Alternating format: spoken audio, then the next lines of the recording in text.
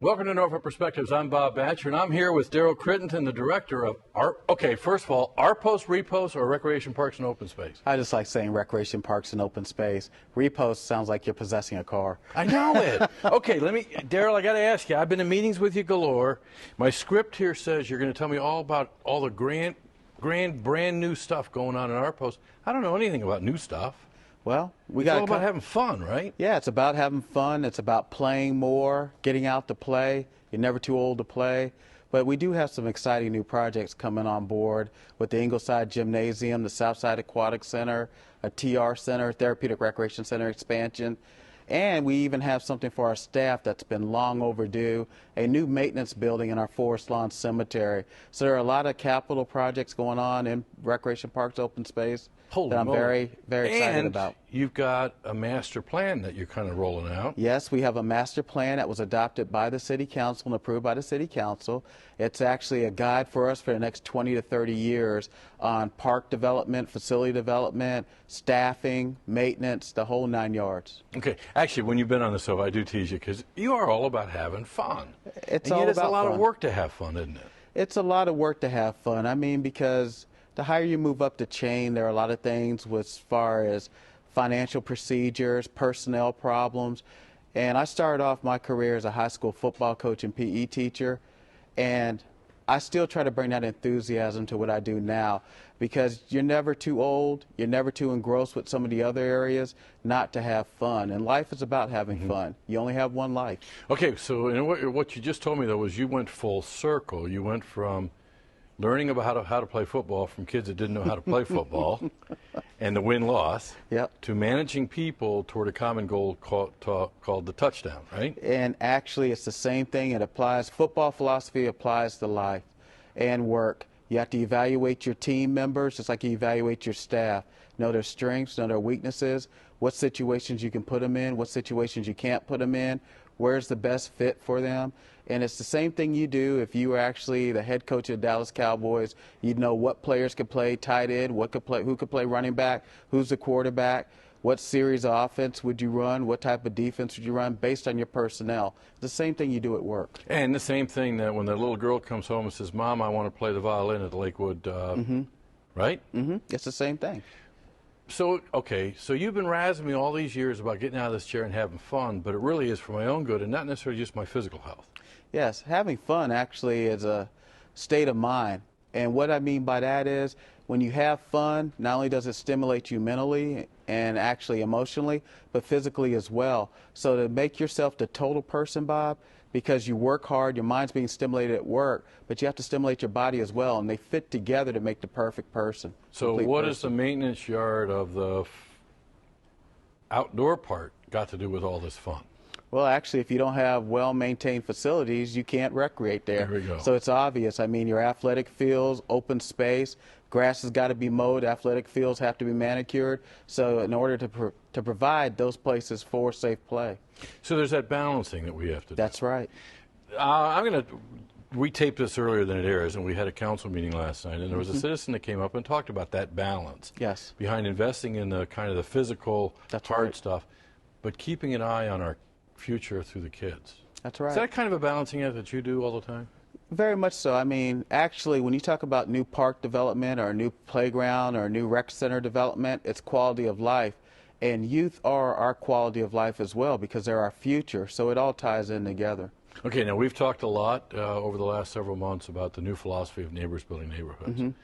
There's a lot of opportunity through our Parks and Rec program, isn't there? Well, actually, I think the biggest thing is beautification efforts. I mean, as you know, over the last 2 to 3 years, we went through a series of budget cuts, staff reductions, resources were cut. There are opportunities for citizens who want to help us to beautify our rec centers, our parks. There are opportunities like that. And there's always opportunities to volunteer, even in some of our rec centers. We have reading programs, before and after school programs. So there are a lot of opportunities to volunteer. Yeah, I just came from a series of meetings, and we kind of, it's very easy to kind of get in our lane and say, this is my job, this is your job, this is their job. This group was really talking about collaboration coming together. And I was really shocked the role that you all play really in the before, not just before and after school programs, but in helping the child make that transition from the school day to really being prepared to be able to go home and have some family time. Well, that's very important because, as you know, you have kids, Bob. I have a daughter as well. When you take your child that first day to kindergarten, the shock, and actually it's not just a shock for the child actually being away from home, but the parents go through even worse of a condition of shock. But it's actually acclimating that child to a classroom environment and being around others without mom and dad being around. So that's how our before school program and our other programs work, is to make them feel comfortable away from home. Now, you mentioned tough budget times. So, but what I'm looking at is you're actually expanding programs during these tough budget times. How are you pulling that off? Actually, a lot of it is actually CIP money that's been around for a while. CIP meaning? Capital project money, capital improvement plan money. And actually what I've been able to do, when I first got here in December 2006, we had Lamberts Point Community Center, Norview Community Center, the Skate Park Plaza at Northside. All those were long-standing projects which we've now completed, but we still have a cycle of money where we're completing other things that have been on the books. So this isn't really new money, so to speak, but money that's been appropriated for these projects. So over a series of efficiently and time. effectively using the resources that you've That's got. Okay, right. got one last question. You got a really special lady in your department called Coach Peak. Yes. She's back from London. Yes. Came back with her gal having a cold. Yes. Now, I have gone against her and have held my own for 30 seconds in sparring. Have you ever sparred with Coach Peak? I have not sparred with Coach Peak, but she actually came to my office and gave me a demonstration. She was shadow boxing for me, and I got to admit, I was really amazed. Coach has got a nice left hook, and she can actually throw a nice jab. And Coach is still in great shape. And, you know, she had double knee replacement, but she still gets around, and I would not actually get in the ring with her right now. And coaching her is probably more fun than sparring with her. I think working with Coach Peak is a joy and a pleasure. And anytime you go into her boxing facility and you see how when she walks into that gym or into that boxing center and those boxers see her, all their faces light up. I mean, she's just a joy and a treasure. She is one of the many jewels that you have in your Exactly. program. In fact, pass along our thanks to all your staff. I will definitely do that. Super. When we come back, we'll be talking about, you thought libraries were all about books. I got something to tell you different. Stay tuned.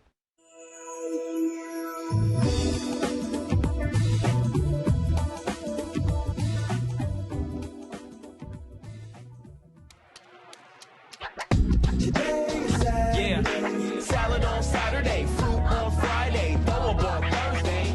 Water Wednesday, touch your toes Tuesday. Let's move Monday, sparkles next Sunday. 60 minutes of physical activity a day and eating well can help get your child healthy. So keep them active and eating well every day. Get ideas, get involved, get going at letsmove.gov. That's letsmove.gov. Welcome back to Norfolk Perspective. So if you thought the library was a place you went and whispered and you were quiet, you haven't been to one of ours in a long time. And I've got Bonnie Prim on from, Yeah.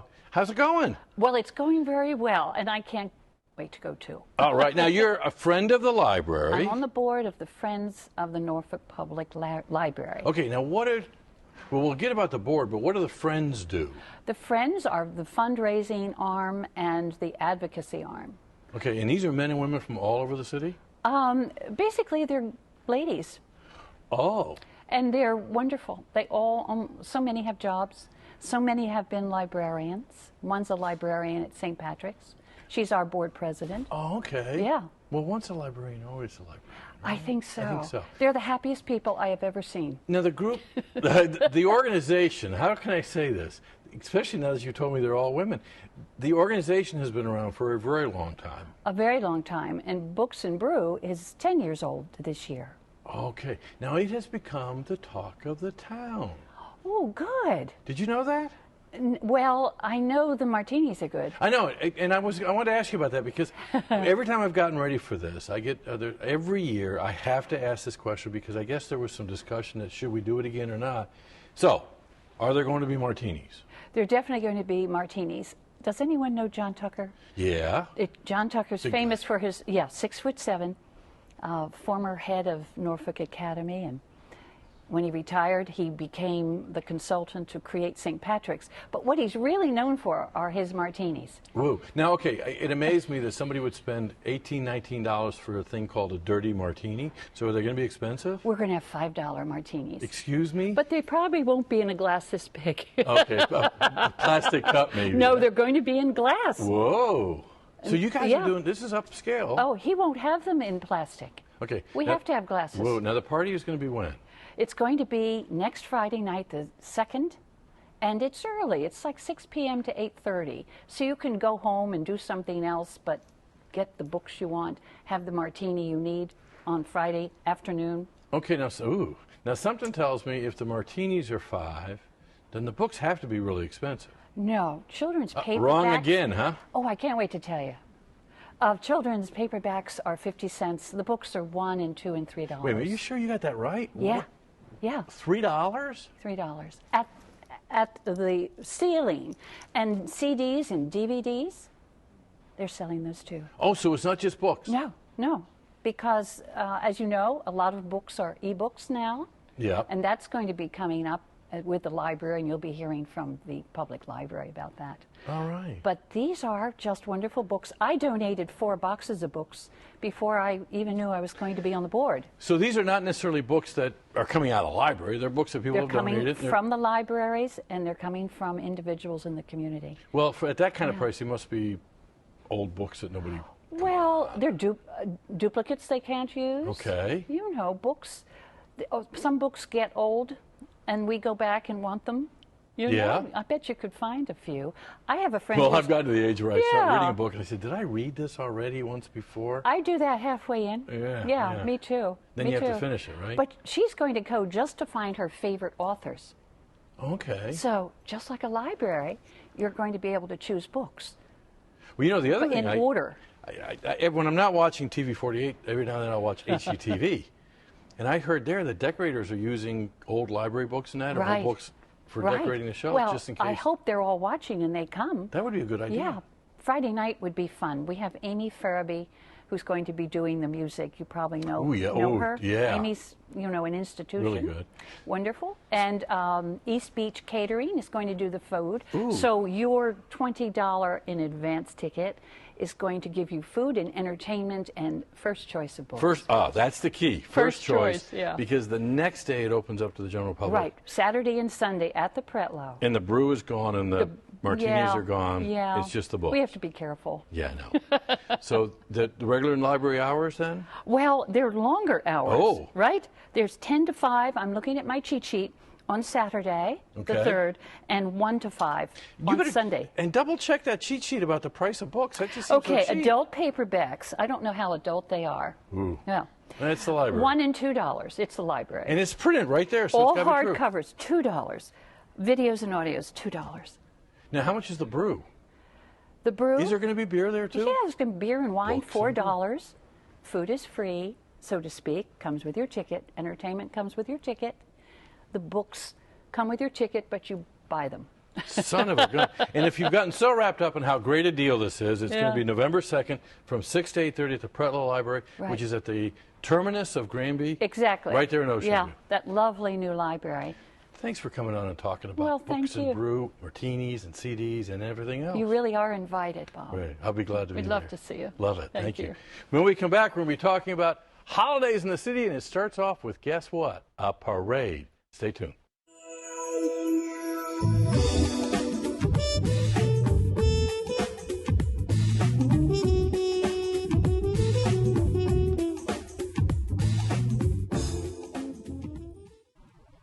Welcome back to Norfolk Perspectives. Just when you thought you had a parade, it's just like Books and Brew. There's other surprises. Now, on a normal TV station, you would hear about the parade's coming on what date, Mary Miller, with the DNC? November 17th at 7 p.m. At 7 p.m. Right. Okay, that's the last facts we want to deal with, because I want to dig deep into how this thing works. Okay. First of all, how many years have we been doing the parade downtown? This will be the 28th year. Wow. I know. Okay. Now, you weren't here 28 years ago. No, But I no. know you have books and Right. What was the first parade like 28 years ago. What was downtown then? Well, it was when they were reopening Granby Street. It had been a pedestrian mall, and the first parade went down what was the former mall to reopen Granby Street to vehicular traffic. Okay, how many units? You know, remember? It was small, I'm wasn't not it? sure. Yes, yes. How many it was units this small. year? This year there'll be about 70. Holy moly. Yes. Okay, and storefronts are filled with things called stores and restaurants. Right, right. Downtown is a much different place than it was 28 years ago. You know, I mean, just the scale of downtown, all the construction that's happened in that time period. We have incredible restaurants on the street and the retail shops on the street. MacArthur Center, light rail. Yeah. It's a lot. A lot of different. changes. Yes. So a lot of reasons for coming down early Yes. and staying way past your bedtime. Right, because there's things to do during the day. I mean, you can come down early. On the 17th is the day that MacArthur Center opens MacArthur on Ice, and new this year, the Winter Carnival that they're doing adjacent to the ice rink. We're going to have different activities throughout the day. I mean, and you can visit places like the DeArt Center, walk through the Selden Arcade and see construction, go to Nauticus, go to the Glass Studio at the Chrysler Museum, really make a day of it, and dine in one of our great restaurants. Wow. And there's all these alternatives to get down here. You can drive and park in a garage. Correct. And if you come early, And if you come early, between 3 and 5, you can park for $1, early bird parking. You can take light rail. You can take the ferry from Portsmouth, so you can ride your bike. yeah, there might even lots be a of pedicab options. available. Perhaps. Okay, so with all of these changes downtown, it should be pretty easy just to kind of throw a parade together and have it go up Granby Street. I mean, how hard can it be? You close the street, you say, okay, guys, all show up at Harbor Park at 3 o'clock. They all show up, they get in line and move, right? Wrong. No. That's not how it works? No, I mean, there's a lot behind the scenes that goes on, you know, goes into putting on a parade. I mean, it's an event that we work on annually, really start aggressively working on it in July. We start seeking participants, you know, units to be in the parade in August. And then there's just all the logistics that They use go. a lot of volunteers to carry out these. How many? We use about 400 volunteers. What? Wait a minute, what? 400 volunteers to put on this event. What kinds of things are they doing? They're doing everything from helping people park, they're lining up parade units, they're manning bleachers, they man our street seat sections, they put barricades into the street. I was going to ask you about those barricades because I got roped into that one Yes, year. yes, you did. You helped So they us still better out. be putting up barricades. Yes, they are still putting up barricade, and it's hundreds of them. Some that, you know, obviously the City of Norfolk is an incredible partner, and they help bring a lot of resources to the table to help us put on the parade. Portsmouth is a partner. They loan us barricades as well, and bike racks. Virginia Beach does. I mean, we pull together a lot of resources to make this 'Cause it's happen. huge. It is a huge event. Okay, yes. so between now and now it's 7 o'clock is Right. the lights turn on. So I'm Correct. assuming some of these volunteers that are in there, are they what? They're screwing in the light bulbs and turning the light switches sure. on? Is that how it no, works? No, it's all magical. We do a countdown. Oh, that part is that just- part is magical. But the building Come on, owners, it's got to be more than that. the building owners downtown, both in downtown Norfolk and Old Town Portsmouth, who participates in the illumination of the skyline, I mean, we can't give them enough thanks for what they do each and every year to illuminate that skyline, which is really a signature photo, and it's that signature postcard for downtown during the holidays. Mary, I just kind of did some math. Mm-hmm. You're pretty much in, the parade is pretty much in its at least third generation. Isn't it? Yes, I mean, we talked to spectators along the parade route who, you know, who came and are bringing grandchildren back. It truly is that family tradition. So many people tell us it's the way that they're kicking off the holidays, that the parade is the start of their holiday season. Okay, so you start the holidays, you just kind of let it happen, and you kick your feet up, and you're done, right? No, we No. no, we produce 6 weeks of holidays in the city. Oh, that's so, right, I did say that yes, earlier, you didn't I? did. So it's that marketing umbrella for everything that's going on in Norfolk and in Portsmouth during that 6 weeks. It can be everything from the stage company's A Christmas Carol to, you know, the Winter Wonderland exhibit that the city of Portsmouth does. We do a free interactive train exhibit for a number of weeks starting after Thanksgiving. So it's a way to encompass everything that's going on during that 6 week period. Wow. We got 1 minute left, but we've Mm-hmm. got to acknowledge the work of somebody very special Yes, who's not on the sofa. correct. And she has decided after a bunch of years to go spend time with family and go on cruises Right. and all kinds of things like that Yes, after the yes, parade, right? And we are yes. talking about Kathy Coleman, our president and CEO. a very special lady. Is she kind of relaxing and letting the parade happen? Absolutely not. No, Kathy is working right alongside all the rest of us. It's no one person can put on this parade. It is a team effort. I mean, it takes a lot of our staff time, and we don't have a big staff. I mean, we have a very small staff that does this, but it isn't without those volunteers and the support that we get from, from the city. We wouldn't be able to do this event. I mean, we it's such talk an a lot about undertaking. Life Celebrated Daily, Right. and it doesn't just happen. Correct. There's a lot of people behind the scenes, but more importantly, on that night Right. are going to be close to 70, 80, 100,000 Yes. people. Yeah. I mean, who it grows all- every year, and it just amazes us. Now they're there for one reason and one reason only, and that's to see a To very see- special person come in, right? Yes, to see Santa come in to town. So. Oh, I thought you were going to say the mayor. No, well, But the mayor Santa too. comes in. The mayor and city council participate, but yes, Santa is a very big part, and as we say, the parade brings Santa to town for the holidays. Well, thank you very much for everything you're that you've done, welcome. and pass our regards on to all those volunteers. Will do. And even the Christmas elves that make the lights go on. Yes. Thanks a lot, Mary. You're When welcome. we come back, we're going to be talking about a very special organization that's special to a lot of you, the Sickle Cell Association. Stay tuned.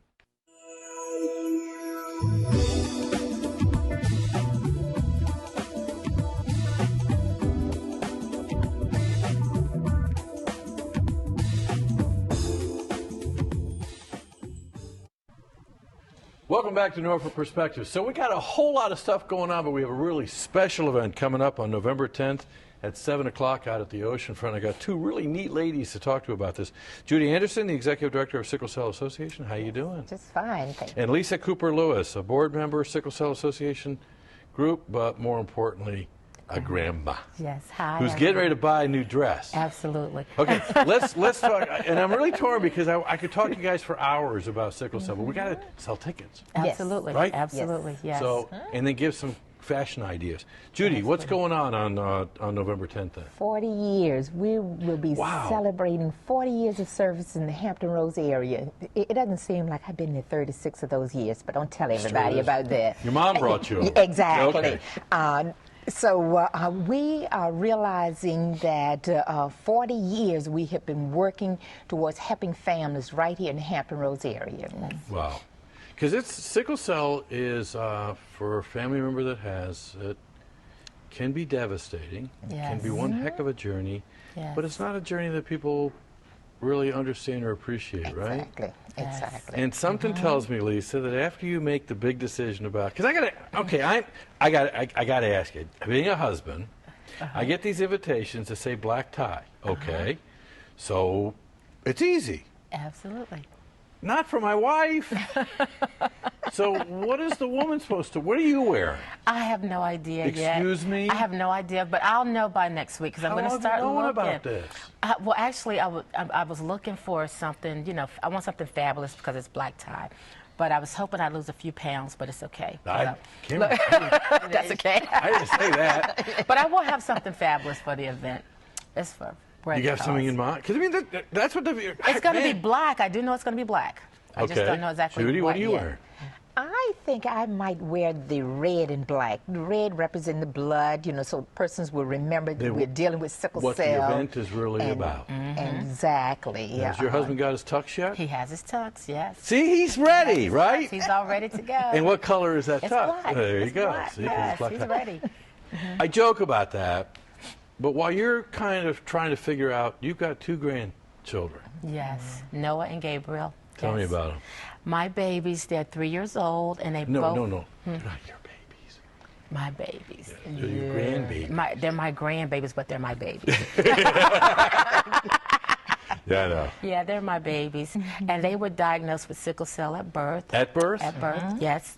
And they're 3 years old, and it's just been a journey. It's really been a journey. You know, the first year we was in the hospital seems like every month. We would get one baby in the hospital, get him out, the next baby had to go in, and it was just really, really, you know, it's been very hard. Now, for what reason?